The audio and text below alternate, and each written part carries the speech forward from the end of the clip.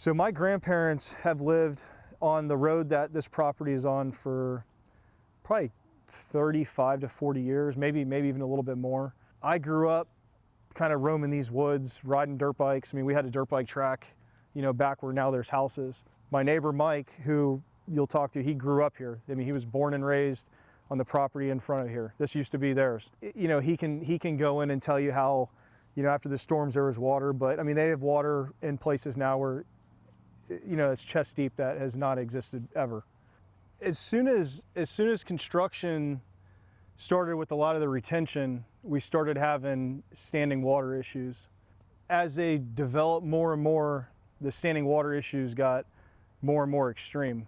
Went from small pooling that would kind of recede kind of quickly to much more that started standing and kind of, staying around for a while. And then once they finished developing the Wellington Woods, or not Wellington Woods, Sawyer's Landing, they have probably a 10-acre pond over there. Once they finished developing that, when they were digging it, they were pumping a lot of water into a retention pond that was in the front. I mean, they had 2 or 3 massive pumps that were running, all day into the evening, and then they turn them off at night. And ever since they did that, we've had water. The slightest rain at all these ponds are filling up, they're full. We get water. It rains, those ponds get an inch of water, we get half a foot of water. I mean, it's kind of the way that it's been going, and to the point where it is now. I mean, this is a normal right now. I mean, it runs, all the way across the backside of all of my neighboring properties. It runs across into some other properties over on this side, into our front yard. It flooded out my neighbor's pastures and some of his property. I mean, there's just all the surrounding properties that are not developed. And when I mean developed, I'm talking a neighborhood. They brought in 6, 7, 8, 10 feet of dirt in some spots to level the grade up above what the natural level was. And anything that doesn't have that type of development is having water issues right now. So we've met with the city, the county, and St. John's. And in the beginning, the city said it was the county's problem, that the county had given them the land to do this developing on. The county said it was the city's fault because the city built on it and must not have followed St. John's water. St. John's Water Management came out and blamed it on the city for not following their specs. And then we just keep getting this runaround. Then we'll talk to the city and they'll tell us to talk to St. John's again, and we'll talk to St. John's, and they say everything's great. They did it to their plans. And I said, okay, I understand that it was done to your plans, but something in your plans wasn't right.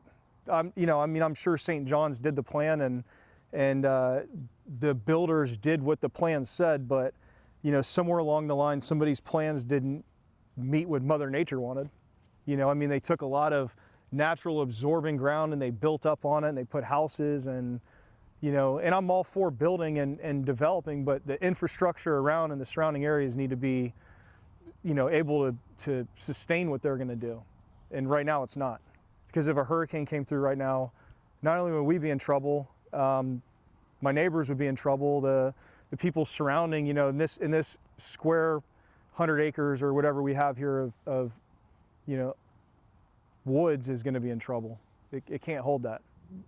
My neighbor Mike, he's lived here his whole life, and after a major hurricane, especially in '04 when we had the 4 storms that came every week for a month, there was water, but it receded and went away, and that was kind of it. This is this is not draining. This is here right now. I've been living here 42 years next month.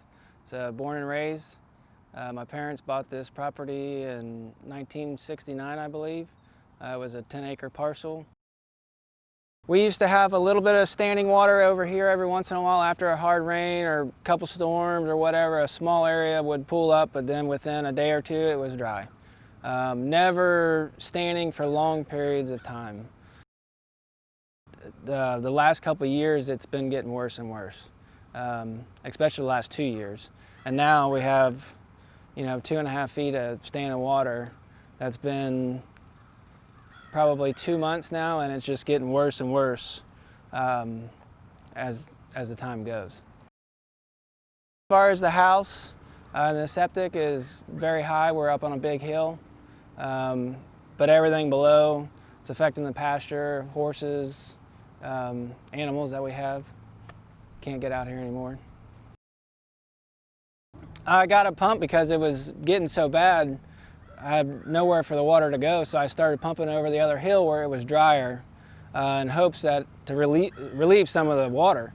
So for the past couple of days, I pumped for 4 or 5 hours, which is pumping 11,000 gallons an hour. Yesterday when I started pumping, I pumped for 4 hours, and the water level raised 2 inches. And the rain we got yesterday wasn't 2 inches. I have a swimming pool that if it raised 2 inches, it would be overflowing. And it was less than an inch of rain here in the area that we got. So for to be pumping that water and that to raise up, something's coming from somewhere. It was dry enough for long enough that a neighbor had built a house somewhere now that was completely flooded multiple times from this amount of water right here. It still has water up in it as of right now. That property was recently bought by somebody and they were going to renovate the house, and as soon as they got it, they learned as soon as it started raining that it has water issues. The owners of that house previously have talked to the city and the county, and I got a very similar response meeting with somebody at the county, and it was that our attorneys are better than attorneys that you're going to get, and if you fight this or you go forward with this, you will lose, and then we'll put a lien on your property and you're going to be SOL, essentially.